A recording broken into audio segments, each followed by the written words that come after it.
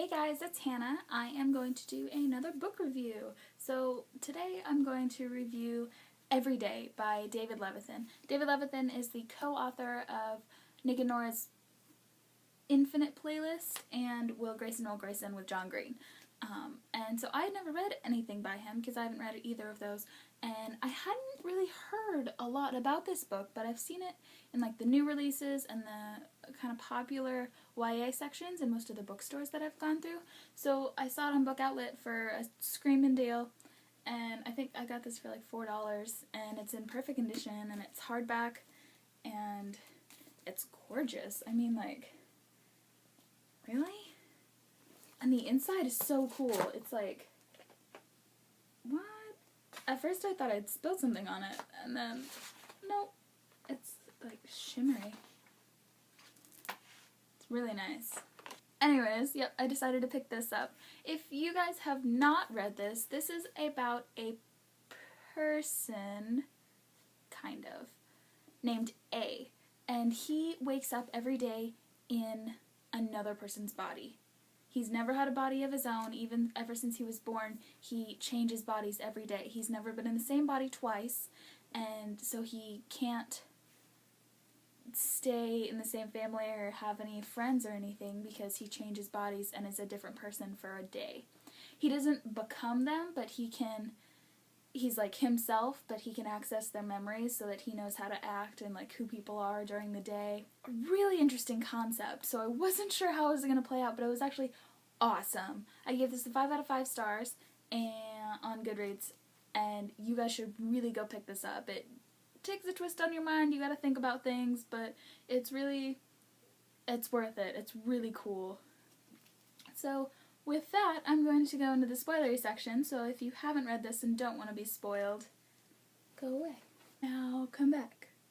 People who have read this. Okay, this book was crazy. Not in like because you guys know that I love action books and like intense scenes and fantasy and stuff, but this was just something that made you think deeply. And I really like those books too, like classic books that you want to analyze and that you have to go deep into and try and find the meaning of it. And this was kind of one of those because the concept of this happening is ridiculous. I kept trying to put myself in Rhiannon's place and whether or not I would freak out. I mean, it's flattering, of course, to have somebody who has only spent one day with you and has done this their entire life for 16 years. You're the exception. And so have them finally want to break the monotony of their existence and love you is awesome. And especially since it was working out with Justin, I mean, we know that he's a jerk, and we're glad it's over. It was just, they went about it, David Levithan went about it in a really good way and brought up a whole lot of problems without digging deeply into them, but was able to skim the surface, not in a bare minimum type of way that we didn't get into it, but didn't have to spend so much time on issues like suicide and depression and gay rights and gender biases and things like that. Still able to get a good feel of his opinions on them and how everybody should have the freedom to be who they want to be and be who they are, and even if they were born one way, they could be a different way.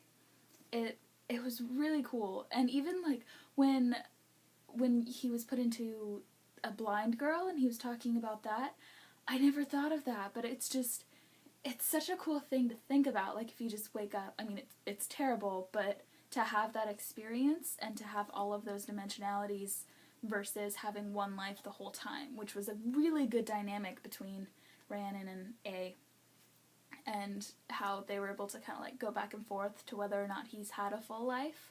Yeah, it took me on a ride. I definitely stayed up until 3 or 4 finishing this, just because I kind of wanted to know what happened.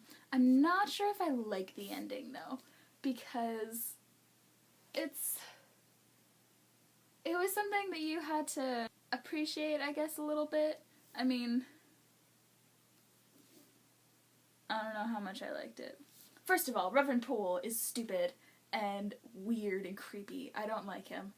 And so he was trying to get, like, control of A, and I feel like there could be a second one, but there's not going to be, and because it would just run on and there's not enough to cover, but that's the one point that he kind of skimmed on but didn't fully connect to that idea, is what would happen if A wanted to stay in one body. And we got the basic idea that it was murder, and that Reverend Poole is a psychopath and had murder in his eyes and is just weird. And that's why A had to run away. But I was very curious about that, because it went from demonic possessions and Nathan chasing after him and trying to get him to figure out what happened, to the Reverend answering these questions on email, and then A finally having his last day with Rhiannon, and then running away in the other girl's body. Like, if you just think about it, if the person that you love doesn't look the same every day, I mean, of course, you're supposed to be like, oh, it's on the inside that counts. But it does, you feel for Rhiannon, because there is that aspect that you're attracted to the person at first, physically, and then intellectually and emotionally, and that's what is the basis for a strong relationship. And to just, like, have it change, have that one aspect of the relationship change every day, would be just very, very interesting. I was trying to think about it. See, it makes you think. It does. And it's so cool.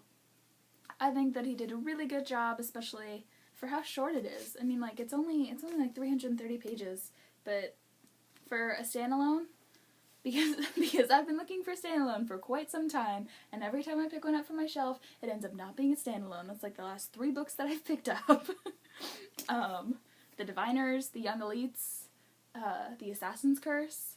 It's finally the proper standalone. So I definitely recommend that you read this book. Go pick it up. It's on Book Outlet for quite a great price for amazing condition. Alright, so that's it. I hope you enjoyed the video. I hope that you picked that book up, and I hope that you continue watching if you like this. Of course, subscribe and continue watching. We have a fantastic day, and I will talk to you guys next time. Bye!